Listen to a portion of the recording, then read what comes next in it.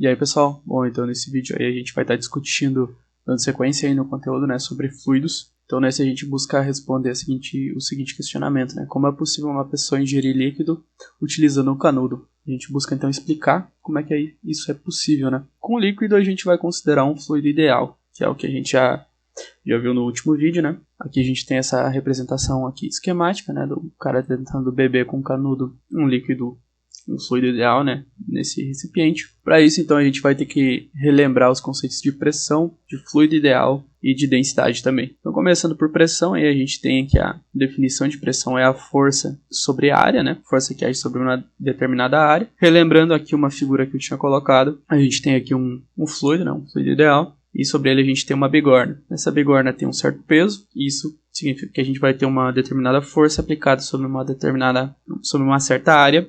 E isso vai se traduzir em uma pressão distribuída nessa área, né? Então isso aqui a gente é só relembrando rapidamente, né? A gente vai ter então uma pressão distribuída por essa área. Então, aproveitando que a gente vai responder essa situação, vale a gente desenvolver mais algumas equações aí. E para isso eu vou imaginar que a gente tem um recipiente cheio de fluido ideal. E dentro desse recipiente a gente tem um cilindro imaginário aqui, ó.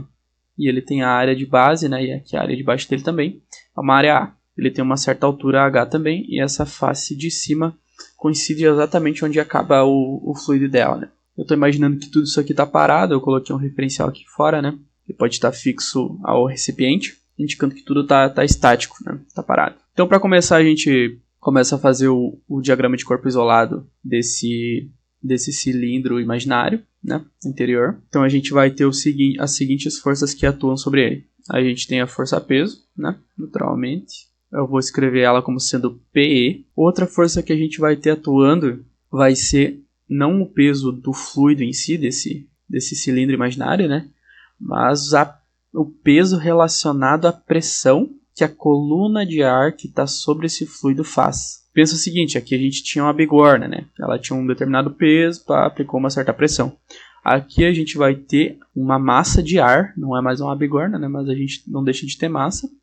Uma massa de ar que vai fazer uma certa força, né, sobre essa área, que eu vou chamar ela de F1. Então a gente vai ter a gente tem a nossa F1. E como eu disse que tudo está parado aí, a gente não tem nenhum movimento, significa que a gente tem que ter uma força para cima também, né? Para que se equilibre com as demais. Então aqui a gente vai ter uma outra força, que eu vou chamar de F2. Dando um spoiler já, ela surge devido à pressão nessa profundidade aqui, essa profundidade H, que é justamente o tamanho desse cilindro, né? Então aqui eu descrevi a força PE é o peso do fluido ideal, a força F1 é o peso da coluna de ar atmosférico, ela está relacionada com esse peso aqui. Aqui está F1, aqui embaixo, né, apontando para baixo. A gente tem a F2, que é a força devido à pressão na profundidade H. Como é que a gente tem essa força e como é que ela funciona? Bom, é que nem a gente imaginou aqui, ó. Aqui a gente vai ter a força F1, né, ela originada devido ao peso da coluna de ar que está em cima, né? Ou seja, essa pressão, essa força, ela está sendo aplicada aqui em cima, né, em forma de pressão. O que acontece é que quanto mais fundo a gente vem nesse recipiente, por exemplo, a gente está aqui, a gente também tem uma coluna de ar aqui em cima, né? Só que a gente também tem uma certa coluna de água. Então aqui o peso da coluna de ar com a coluna de água vai dar uma força maior, né? Essa soma dessas duas forças peso. Então a gente vai ter uma força maior, o que significa que no fundo, ou em uma dada profundidade H, a gente vai ter uma certa pressão, que ela é maior que a pressão aqui fora, devido ao peso dessa coluna de ar. Então é daqui que vem essa pressão diferente aqui embaixo, né? Que é a pressão devido à profundidade no fluido, né? Então aqui eu sintetizei as equações em módulo dessas forças que estão atuando, né? Então a F1 ela pode ser escrita como pressão é força por área, força é área vezes pressão. Aqui então eu chamei de AF1, né? Que é a força devido ao peso da coluna de ar. Ela é a área desse cilindro imaginário, área A, vezes PA. PA é a pressão atmosférica, que é devido à coluna de ar em cima desse cilindro imaginário. A F2, ela é também pressão é força sobre área, então área força é igual a área vezes pressão. Mas aí é a pressão na profundidade H. Por isso eu coloquei P de H, né, em função de H.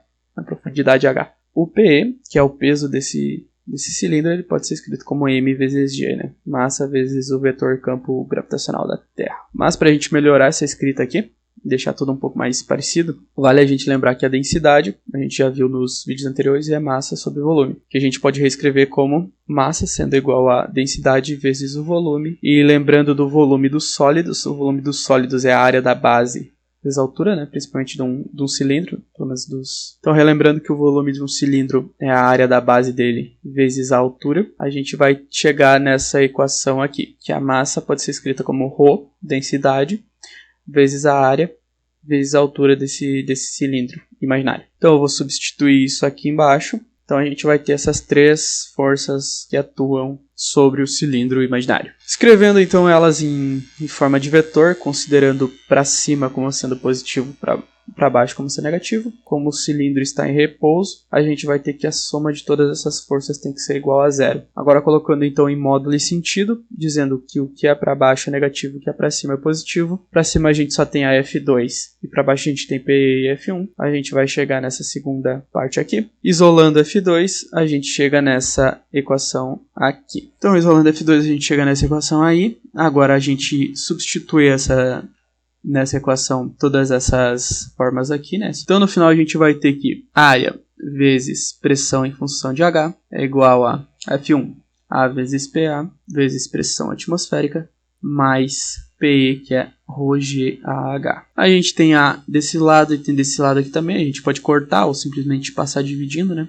Dividir os dois. E a gente fica com a seguinte equação. P de H é igual a PA mais ρGH. Essa equação é conhecida como Teorema de Stevin, ou Teorema Fundamental da Hidrostática. Então, o Teorema de Stevin dado no Sistema Internacional, né? A gente vai ter a pressão é dada em Pascal, a densidade em quilograma por metro cúbico, o vetor campo gravitacional da Terra em metro por segundo quadrado, e o H, que é a profundidade dada em metros. Então, para a gente interpretar um pouco melhor, tem esse esquema aqui, onde a gente tem um recipiente aí com um fluido ideal. E vamos imaginar que a gente quer saber a pressão aqui na profundidade zero. Profundidade zero significa H igual a zero, né? Aqui a gente tem que H cresce conforme mais fundo a gente está no recipiente, né? Então, nesse caso, a gente vai ter que P de 0 metros, né? Ele vai ser igual à pressão atmosférica, mais ρ vezes G vezes 0 metros. Então, é mais 0.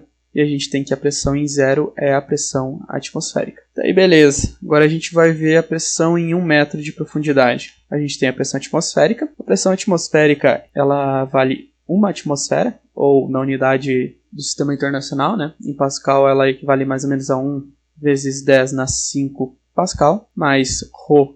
Vamos considerar que aqui a gente está trabalhando com água, que pode ser considerado um fluido ideal. Isso aqui, a densidade da água são 1000 kg por metro cúbico, eu vou dizer que é 10 na 3, né, que é 1000 kg por metro cúbico, vezes G, que eu vou dizer que facilitar as contas aqui é 10 metros por segundo ao quadrado, vezes a altura que eu vou fazer para 1 metro, né? Fazendo isso aí, a gente vai chegar aqui a pressão a 1 metro de profundidade na água, 1 vezes 10 na 5 Pascal, mais 10 na 3 vezes 10 na 1 é 10 na 4.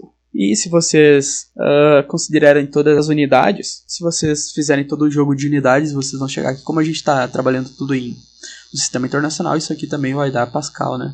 Então, como é que a gente soma 10 na 5 com 10 na 4? A gente abre essa unidade, né? Isso aqui é 1 vezes 10 na 5, a mesma coisa que 10 vezes 10 na 4 Pascal, mais 1 vezes 10 na 4 Pascal. A gente vai chegar aqui a pressão a 1 metro de profundidade, 11 vezes 10 na 4 Pascal, que é 110.000 Pascal. Beleza? Agora, se a gente imaginar que a gente está a 10 metros, é só a gente multiplicar por 10, né? Antes de somar aqui. Então, aqui a gente tinha dado 10 na 4 Pascal, né? Se a gente tiver a 10 metros, isso vai dar 10 na 5 Pascal. E aqui a gente tem 1 vezes 10 na 5, mais 1 vezes 10 na 5, a gente vai ter 2 vezes 10 na 5 Pascal, né? A 10 metros de profundidade na água é aproximadamente o dobro da pressão atmosférica no local. Então, voltando aqui o problema inicial, né? Como é que a gente explica como uma pessoa bebe água? A gente vai ter que, sob a superfície do copo, a gente vai ter desse fluido, né? A gente vai ter a pressão atmosférica de uma atmosfera, ou 100.000 pascais. Então, imaginando que ele colocou um canudo a uma certa profundidade H, a gente vai ter que a pressão nessa profundidade H, ela é maior que a pressão atmosférica da superfície do fluido, né? E aí, o que a gente faz para conseguir beber? A gente suga esse fluido, né? Quando a gente está sugando, a gente está diminuindo a pressão no interior da boca. Eu vou chamar aqui essa pressão no interior da boca de P1, ou seja, a gente está fazendo que a pressão no interior da boca P1 seja menor do que a pressão atmosférica. Então a gente vai ter que a pressão H é maior que a pressão atmosférica, e a pressão atmosférica é maior do que a pressão no interior da boca. Portanto, a pressão em H, que é a pressão onde está o canudo, ela é maior do que a pressão na boca P1. Se a gente tem uma diferença de pressão, a gente já viu que os fluidos escoam, porque tendo uma diferença de pressão, isso vai se traduzir numa força, né, que vai empurrar esse, como a gente tem aqui uma pressão menor e aqui uma pressão maior, ele vai ir da pressão maior para a pressão menor. Esse fluido vai escoar porque nele vai agir uma força devido a essa diferença de pressão. Então tá aí explicado como é que a gente consegue ingerir um líquido utilizando um canudo. Então esse vídeo vai ficando por aí, pessoal.